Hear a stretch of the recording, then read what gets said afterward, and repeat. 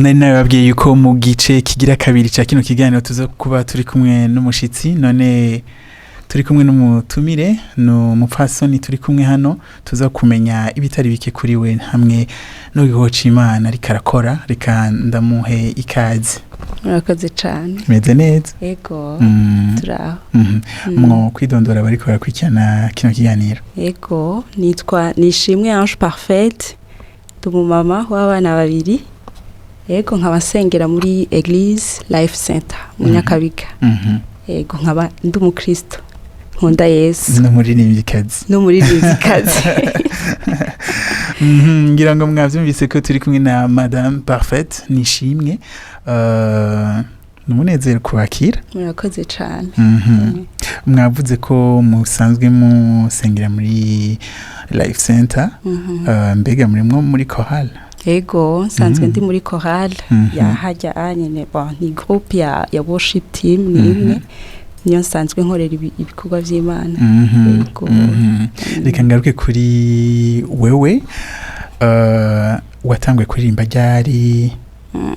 Je natanguye kuririmba kera nkiri mutoyi muri Sunday school kubera ko nakuriye mu nzu y'Imana. Uva abavyeyi baturungika muri eglise muri Sunday school nkisanga ndi muri groupe y'abaririmba gushika n'uyu munsi. Yego. Wari muri Life Center nyene? Oya. Hoho nari muri Fekabu, Eglise Fekabu mu Nyakabiga niho nakuriye. Life Center nahagiyeyo maze kugira mariage. Yego. Hari ikintu maze kubona nuko abarimvyi benshi usanga baraciye muri Fekabu. Nivyo. Ibanga riri muri Fekabu nirihe ryo kurera abarimvyi batari bake? Bof. Nta narimwe just ko tuba hamwe tukanezererwa gukorera Imana turi hamwe nta kindi. Yego gusa aba pastori baho barashigikira cyane abaririmbyi bakiri batoyi kuva bakiri bato bakagenda barabankuraja nico gituma kenshi usanga antuka ikintu cyo kuririmba kiganje cyane gose. Mwebwe watanguye kwandika indirimbo ryari? Nari nkiri muto cyane ariko niga muri primaire. Yego, ariko aho nibuka neza natanguye kwandika indirimbo baririmba muri eglise nari niga muri 8e. Tubwira ukuntu byagenze wiyumvise gute ushaka kwandika akantu hayo kagatanga kagashobora gukoreshwa? Yego, numunezero uba wumva uryohewe. Ico gihe nari mu ishure muri temps ya récréation. Hanyuma je sinasohotse ncanguma kuko mu ma récréation kenshi nabandi ko ndasoma Bibiliya. Hanyuma candagira ndasoma ijambo ry'Imana numva rirankozeko cantora stilo n'urupapuro ntangura kwandika mfatiye kuri ya majambo y'Imana mpejeje gusoma. Hanyuma numva indirimbo irabaye indirimbo. Munyuma ndayitanga muri chorale mu Nyakabiga aho narindi muri Fekabu ndayitanga barayiririmba irahezagira ishengero. Mu nyuma rero ntangura kuza ndaronka indirimbo nyinshi muri ubwo buryo. Yego. Ubu muri kino gihe uba umaze kwandika nk'indirimbo zingana gute? Sindazizi igitigiri. Sindazizi cyo nsaba kuraba mwikaye kuraba ariko ni nyinshi. Grand format muhira. Amakaye ya sans feuille niyo nandika mu kuva kera. Yego atandukanye. Sindazizi. Yego. Urafite indirimbo nshasha ni nayo twagutumiye ko kugira ngo dusangize kuri iyo ndirimbo. Wotubwira ku ndirimbo yawe nshasha? Yego, ni indirimbo ishimwe. Ni indirimbo yampezagiye cyane. Yoyo sinayironse mu bihe bya kera. Yoyo nayironse 2020. Yego, nayatse 2020 ndiko ndiyumvira ku rukundo rw'Imana rudahindagurika ku buzima bwacu.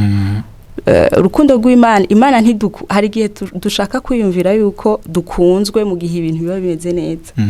Tukibagira yuko no mu gihe ibintu bitaba bimeze neza Imana iguma idukunda. Urukundo rw'Imana ntiruhindagurika.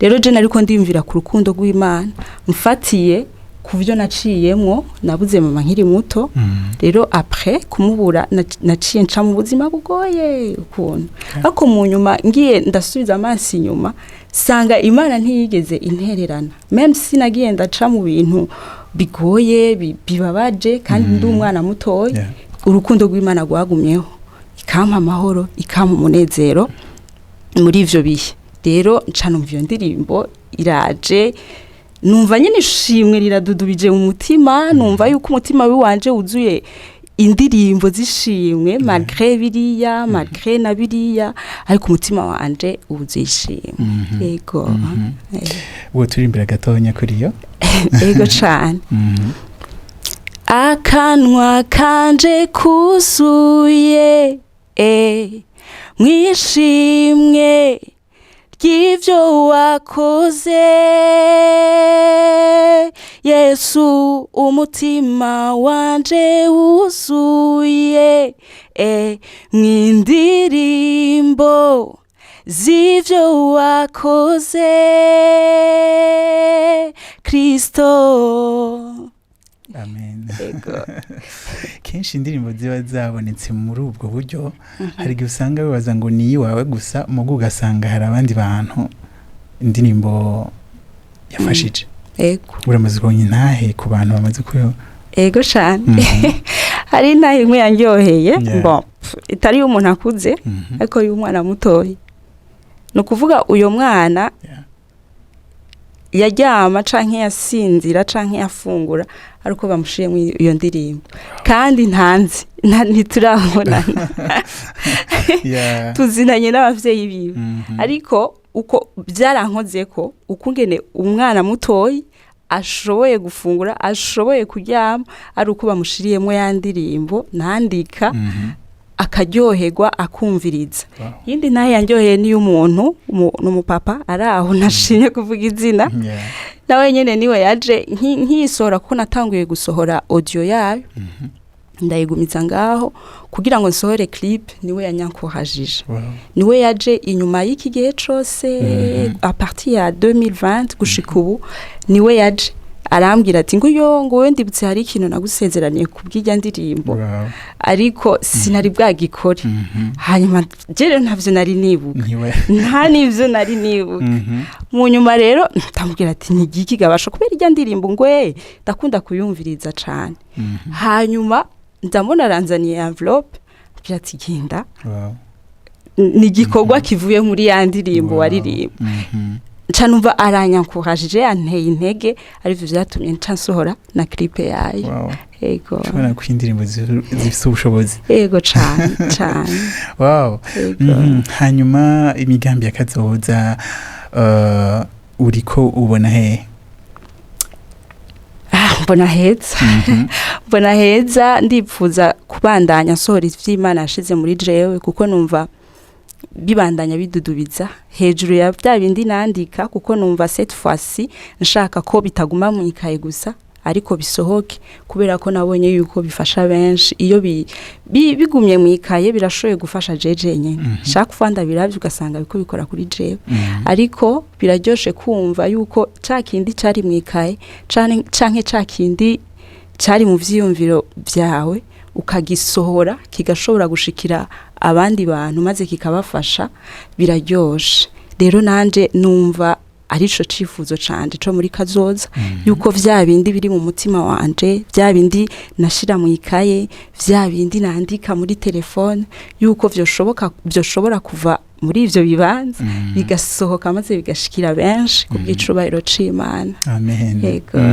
Hanyuma abantu bakeneye gukurikirana ibikorwa vyawe bagutora he kuma digital platforms. Yego barashoboye kunsanga kuri YouTube banditse izina ryanje Ange Parfaite Nishimwe barashoboye kunsanga kuri Facebook barashoboye kunsanga kuri Instagram yego yego ndagushimira cyane kuba waciye hano muri kino kiganiro murakoze cyane murakoze reka dushimire cyane Madame Ange Parfaite Nishimwe tumushimire kuba yaciye muri kino kiganiro hanyuma tumusezere dusigamwe indirimbo yiwe ishimwe ndaza kugaruka ndangiza ikiganiro.